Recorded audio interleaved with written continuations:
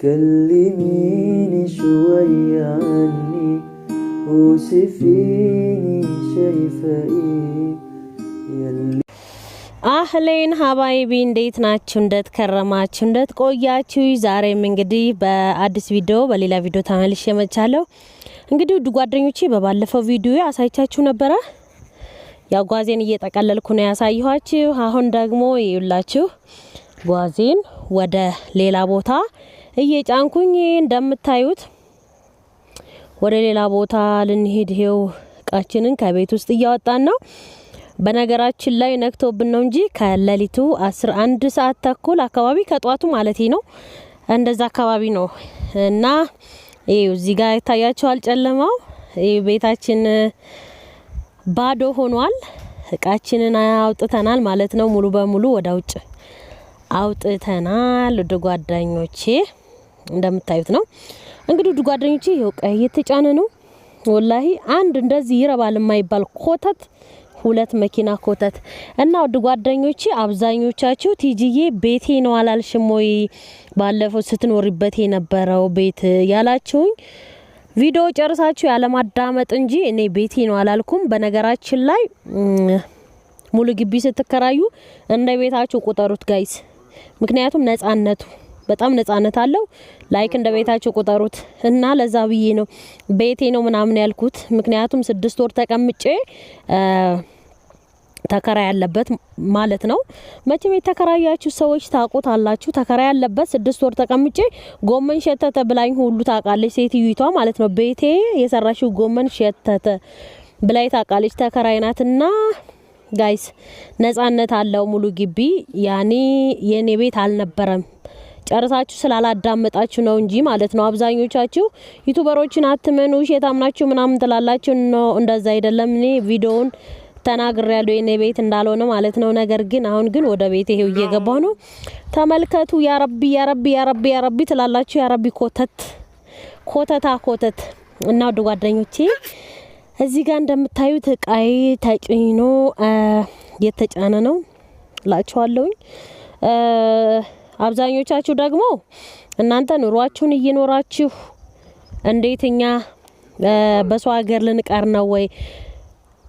ለኛ ብላችሁ አይደለም እኮ ለራሳችሁ ብላችሁ ነው ጋይስ። ግን ኢትዮጵያ የገባን ሰው እንደዚህ ምክር ሲመክራችሁ ስሙ፣ አዳምጡ። ለከሌ ላጎቴ ላክስቴ ከምትሉ ለራሳችሁ መግቢያ ያንገታችሁ መግቢያ ይኖራችሁ ኢትዮጵያ ላይ ማለት ነው።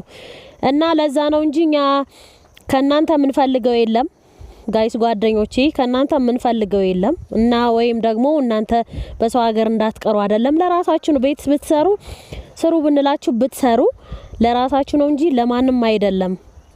እና እንዴት ተጠናከሩ ነው። ይሄንን እያያችሁ ጠንክራችሁ ሰርታችሁ ብራችሁን ይዛችሁ ያላችሁን ብር ይሁን አልባሌ ቦታ ላይ እንዳታፈሱት ነው እንጂ ለሌላ ነገር አይደለም ውድ ጓደኞቼ። እና ማንኛውም ኢትዮጵያ ከውጭ ከስደት በተለይ ከስደት ወደ አረብ ወደ ኢትዮጵያ የገባ ሰው ምክር ሲመክራችሁ አዳምጡ። የእውነቴን ነው የምላችሁ አዳምጡ። እና ይሄን ይመስላል ማለት ነው። እንግዲህ እዚህ ጋር የምታዩት የኔ ቤት ነው የምገባበት ቤት ነው። አሳያችኋለሁ። ይሄንን ቤት ከተሰራ ኦልሞስት ወደ 1 አመት አካባቢ ሆኖታል ማለት ነው። ይሄ አሁን ሰዎቹ የነበሩበት ሰዎች ወደኛ እኔ ነበርኩበት ቤት ይገባሉ፣ እኔ ደግሞ ወደ ቤት ይገባለሁ ማለት ነው። ተከራይቶ ነበረ ጓዛቸውን እያወጡ ነው እነሱም እንግዲህ በጧት ይሄን ይመስላል ማለት ነው ጋይስ። አሳዘኑኝ፣ በጣም ነው ያሳዘኑኝ። ሰዎቹ መውጣትም አልፈለጉም ነበረ። ምክንያቱም እናንተ እዛ ትንሽ እስከ 10 ወር ድረስ አላችሁበት ቤት ቆዩ፣ እኛ ደግሞ ኪራይን ጨምርና እዚሁ እንቀመጥ ብለው ነበረ። ነገር ግን ደግሞ ቤት ሞቅ ማድረግ ይሻላል ብዬ ይሄ ወደ ቤት ገብቻለሁኝ። እንደምታዩት እንግዲህ ቤቱ ያው ቀለም ያስፈልገዋል። የብሎኬት ቤት ነው፣ ቀለም ያስፈልገዋል ታውቃላችሁ። ጂፕሰም ብቻ ነው መሰለኝ የተቀባው አይ ዶንት ኖ። ብቻ ዞሮ የምፈልገው ቤት ነው ያገኘሁት አልহামዱሊላህ። እና ውድ ጓደኞቼ ይሄንን ይመስላል እንግዲህ አሁን ከጧቱ 1 ሰዓት አካባቢ ነው እንደዚህ ምን ሆኖ ማለት ነው። እዩት ግቢውን ጋይስ የሚገርማችሁ እነዚህ ሰዎች የእውነት ኪራይ ቤት ያሉ አይመስልም የቃቸው ብዛት። በነገራችን ላይ ሁለታችንም እቃ ተደብላልቋል ማለት ነው። እኛ ቀድመን ነበር የመጣንባቸው። እነሱ በቃ ታውቃላችሁ ስንመጣ ቡናቸውን እየጠጡ ምናምን ነበር ያገኘናቸው በጧት ተባብለን ማለት ነው ፀሐዩ ሳይጠር እና ወደ ጓደኞቼ ይሄን ይመስላል። ያው ከገባን በኋላ ነው መሰለኝ ይሄንን የቀረጽኩላችሁ። ማን እንደራስ ቤት ኩሽናም ትሁን የራሳችሁ ቤት በጣም በጣም አስፈላጊ ነው። እንግዲህ እኔ ባለኝ ነገር ደስተኛ ነኝ። እንደ ሰው ልሁን ሳትሉ የራሳችሁ የሆነ ነገር ኩሽናም ትሁን በቃ ጂ+ ልገንባ ሳትሉ ማለት ነው ባላችሁ ሰው እንደ ጎረቤቱ እንጂ ሰው እንደ ቤቱ እንጂ እንደ ጎረቤቱ አይሆንም ይባላል። ያኔ እኔም ባለኝ አቅም ማለት ነው ከኪራይ ቤት ወጥቻለሁ አልহামዱሊላህ። እንግዲህ እኔ መስላል ላችኋለሁ ድር ጓደኞቼ። ያው እንግዲህ የጓዙን ብዛት ልነግራችሁ አልችልም። ይሄው ጓዜ እየወረደ ነው ማለት ነው ወደ ቤቴ። ያው ቤት ውስጥ እንዳልኳችሁ ነው ቤት ውስጥ አልገባም ውጭ ነው። ሁለተኛ ስራ ነው በሉት። ለሰራተኛ ለምን የምትከፍሉት ለራሱ በጣም ከባድ ነው። እና ጓደኞቼ ይሄንን ይመስላል። ይሄ ራሴ ግቢ ነው የድሮ ግቢ ራሴ ግቢ ከጠዋቱ 6 ሰዓት 12 ሰዓት በኢትዮጵያ አካባቢ ነው። ባይ ባይ ቤቴ ባይ 3 አመት የተቀመጥኩብሽ በቃ በነገራችን ላይ አትክልት ምናምን ስላለኝ እሄዳለሁ። ያው እዛው ቅርብ ለቅርብ ነው ጎረቤት ስለሆነን ችግር የለውም። ግን ጓደኞቼ በጣም ነው እንትን የሚላችሁ ማለት ይሆናል ስትለቁ ጎረቤቶቻችሁ ምናምን ሰፈሩ ራሱ ይናፍቃቸዋል። እና ይሄን ይመስላል ጋይስ። በቃ ጎረቤቶቼንም አላገኟቸው ይሄን ይመስላል። ቃይ ኮተት አንድ ነገር የለው የማይረባ ነገር።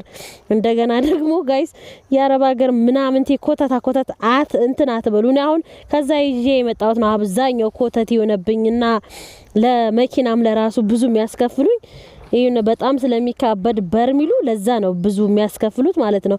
እና ወደ ጓደኞቼ ምክሬ ነው በሌላ ነገር እንዳታስቡት። ሰው መቼም ጫው ለራስ ብለጣፍት ካልጣፈጥክ ድንጋይ ነው ብሎ ይጥሉሃል ይባላልና ለራሳችሁ ነው። ቤት ስሩ ብትባሉ ለራሳችሁ ነው። እናንተ ኑሯችሁን ህይወታችሁን እየኖራችሁ እኛ ልናረጅ ነው ወይ? በዚህ ኑሮ ውድነት እንዴት ቤት ይሰራል?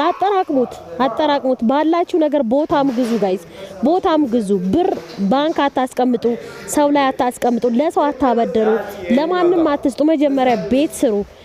እንዳልኳችሁ ዋነኛው ነገር ኢትዮጵያ ላይ ቤት ነው። በዚህ ስትሰጫቸው የከረምሽው ሁሉ ለራሱ ኢትዮጵያ ላይ ስትመጪ ቤት ከሌለሽ አንገትሽ መግቢያ ከሌለሽ ወላሂ ነው የምላችሁ።